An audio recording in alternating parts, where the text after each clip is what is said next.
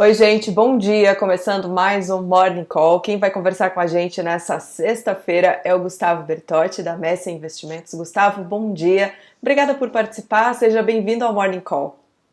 Bom dia, Gabriela. Tudo bem? Tudo bom, Gustavo? Antes da gente fazer um apanhado da semana, tem uma frase que o Paulo Guedes disse ontem aqui em São Paulo em um encontro com empresários que eu gostaria de pedir a tua opinião. Ele disse que o dólar só chega a R$ 5 se ele ou se o governo fizer uma grande besteira. Existe a possibilidade do dólar, na sua opinião, chegar a R$ 5 em 2020? Tem como prever Olha, Gabriela, isso? é muito difícil a gente poder afirmar algo em cima de dólar, né? O que a gente vê é a moeda batendo pico todos os dias, né? Um banco central fazendo swaps no mercado para tentar conter essa alta e é um fator bem preocupante para a economia, né? Eu acho que não passa muito também, passa em parte pelo governo, com toda certeza, mas também passa muito pelo cenário global, né? Da aversão ao risco dos investidores internacionais. Uma questão também de taxa de juros, né, um patamar mais baixo com um possível novo corte, né, que o mundo converge para redução de juros. Então, acho que o dólar ele passa por esse cenário. Agora, com toda certeza, o governo ele tem também a política monetária, enfim, influencia muito, né, a condução disso no dólar. Se vai chegar a R$ 5, não tem como, não há um analista que vai poder confirmar essa tendência, né? O que a gente vê, eu acho que é uma questão bem preocupante, visto que o Brasil depende muito de importação, né, de produtos importados, né, e a gente sabe que as empresas trabalham com prazos longos, muitas vezes nas importações, e isso tem afetado, né, e com certeza eu acho que a gente vai ter o dólar, a tendência dele é continuar se mantendo nesse patamar, né, visto que o risco global vem aumentando, né. Sim, agora vamos falar. Como é sexta-feira, eu gosto de fazer um resumo da semana e essa semana Claro. foram dias de alta volatilidade, né? A gente começou a semana até que parecia que o mercado ensaiava uma recuperação ali. Teve o encontro do G7 que animou os investidores, teve notícia positiva vinda do Sim. Japão, mas aí acabou que ontem tudo mudou, né? O mercado ainda está muito sensível ao coronavírus. Tá. Na verdade, eu acho que para a gente fazer esse resumo, a gente tem que voltar, por exemplo, podemos voltar para a semana anterior, né, o nosso pós-carnaval, que acentuou muito, né, a disseminação do coronavírus, principalmente na Europa. E a Europa hoje eu vejo um dos mercados mais sensíveis, né, com a propagação do vírus e tudo mais. Então, isso a gente está tendo níveis de volatilidade no mercado muito semelhantes a períodos de 2008, 2011, enfim. Então, eu acho que é uma aversão ao risco muito grande. A semana começou, né, na segunda-feira, com o Banco do Japão já fazendo incentivos na economia. Então, isso trouxe um pouco mais de calma no início do pregão, enfim, os pregões pela manhã na Ásia, com base nesse incentivo. Porém, depois nós tivemos o relatório do OCDE, já colocando uma preocupação muito grande em cima com a propagação do vírus, enfim, em cima do crescimento mundial, né, colocando um crescimento de 2,9 para 2,4. Então, isso também trouxe uma maior apreensão aos investidores, ao mercado financeiro global, né, e os mercados reagiram negativamente. Então, foi uma semana muito cheia de eventos, né, também de tentativas de paliativas, enfim, para conter as quedas do mercado. Na terça, a gente teve a conferência do G7, enfim, os principais países buscando possíveis soluções para as economias, enfim, e uma reunião extraordinária do Fed, algo que a gente não via há muito tempo, né, com um corte surpreendendo o mercado, um corte de 0,5. Naquele momento, os mercados absorveram muito bem o corte dos juros, né, que foi um corte bem significativo, né. O problema é que nós temos aí um surto de coronavírus no mercado, né, e à tarde os mercados começaram novamente, né, a operar em campo negativo, né, a única explicação que a gente busca, que a gente vê, é que, de certa forma, o mercado entende que o incentivo foi positivo, mas não é o suficiente, o risco é muito maior ainda. Né? À noite, na terça, tivemos as super prévias lá, a super terça, né, das prévias democratas nos Estados Unidos. Então, isso, o resultado também trouxe um pouco mais de ânimo já nos mercados, né? E na quarta-feira nós tivemos o melhor dia da semana, né, no mercado financeiro, principalmente Bovespa, né? Tivemos também Dow Jones subindo muito forte, né, Nasdaq, Nova York. E também tivemos a divulgação do nosso PIB.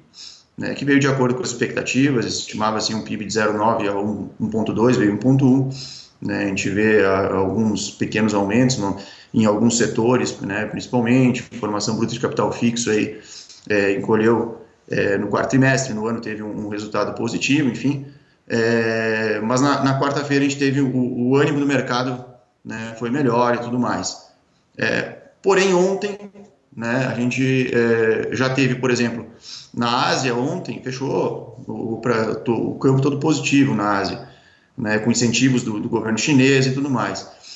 Mas aí começou um aumento global na disseminação do vírus, novas notícias ruins para a economia. O primeiro caso na Califórnia, né, de morte na Califórnia, então, e colocando o estado da Califórnia em alerta, eu acho que isso causou bastante preocupação. E aí a gente viu Europa marcando quedas muito fortes e as América depois propagando isso, né? Então nós tivemos quedas muito fortes no Bovespa ontem, volatilidades muito grandes na bolsa, praticamente quase todas as empresas da bolsa operando aí em terreno negativo, né? Então e causou uma piora no cenário, né? Então acho que isso é algo que foi bem preocupante o pregão de ontem, né? Assimilando essas quedas. O Ibovespa fechou com queda de mais de 4%, né? Chegou a cair 5% depois. 4,65, né? E a gente viu um dólar também, né, batendo novamente pico, né? 4,68. Então a gente vê uma preocupação muito forte em cima disso, né? E o aumento de infectados, enfim, e aí coloca-se em xeque, né, o crescimento mundial das economias, né? Então eu acho que tivemos aí uma quarta positiva decorrente de algumas notícias, alguns eventos que tivemos, mas a quinta foi bem complicada, foi praticamente o pior pregão que a gente teve na semana aí, né, de quedas muito significativas, e podemos dizer que a sexta-feira, hoje, a tendência é que a gente tenha um pregão também com bastante volatilidade e também operando em terreno negativo, porque a Ásia, né, hoje já fechou em queda, né, Shanghai Composite com queda significativa, Japão também com quedas acima de 2%, né, e a Europa já opera aí também em cenário de forte queda aí, tendência de bolsas aí a 2% de queda, 1,5% já estão operando, enfim, Inglaterra, Londres, Frankfurt, então a tendência é que isso passe também para a América, enfim, e a gente tenha também um pregão, acho, bem complicado. Então, acho que a gente vai encerrar a semana, né, com uma expectativa bem ruim, né? A gente teve já na semana anterior e essa semana essa expectativa aumentou de piora do cenário, né, global. Num cenário tão volátil como esse que a gente viu nessa semana, existe uma forma, uma possibilidade de fazer uma previsão para a semana que vem ou de dizer quando o mercado pode começar a se recuperar ou é impossível nesse momento? O que eu vejo, na minha opinião, desde o início, né, do surto na Ásia, a Ásia agora está tendo os próprios mercados na Ásia, né, eles estão, claro, respondendo negativamente ainda, né, mas a gente vê lá um cenário um pouco mais calmo, né, do que, por exemplo, a Europa, que eu acho que está muito sensível, e a América agora. Vai depender muito, eu acredito, Gabriel, dos desdobramentos agora do próprio final de semana, né, do que a gente vai ver em relação à disseminação do vírus, enfim, as medidas dos governos e tudo mais. Acho que vai passar muito, né, pelo nosso final de semana, mas a tendência que a gente vê também, talvez para a próxima semana, é manter o cenário vai ser de volatilidade. Né, e vai depender muito de ações, eu acho, dos países, enfim, na contenção do vírus, enfim, e notícias que sejam positivas em relação a isso.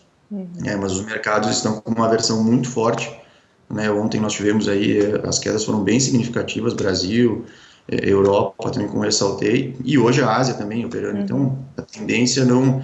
eu acredito que a gente piorou, né, o nosso cenário da semana anterior para essa. Então, a tendência é a gente ter um mercado bem volátil na próxima semana também. Só para atualizar os números do coronavírus no Brasil, o Ministério da Saúde ontem fez uma coletiva, disse que já são 6 casos confirmados em São Paulo, 1 caso no Rio de Janeiro, 1 no Espírito Santo. Existe ainda um 9º caso em Brasília, que foi confirmado por um laboratório particular, mas o governo, para colocar ele na estatística, ainda espera a confirmação de um laboratório da rede credenciada do Ministério, é a chamada contraprova. Bom, Gustavo, muito obrigada pela conversa, uma boa sexta-feira, um bom fim de semana para você. Vocês também. Tudo de bom. Até mais. Pessoal, obrigada pela companhia, não esqueçam de dar um like e de se inscrever no canal. A gente se vê de novo na segunda-feira que vem. Bom final de semana.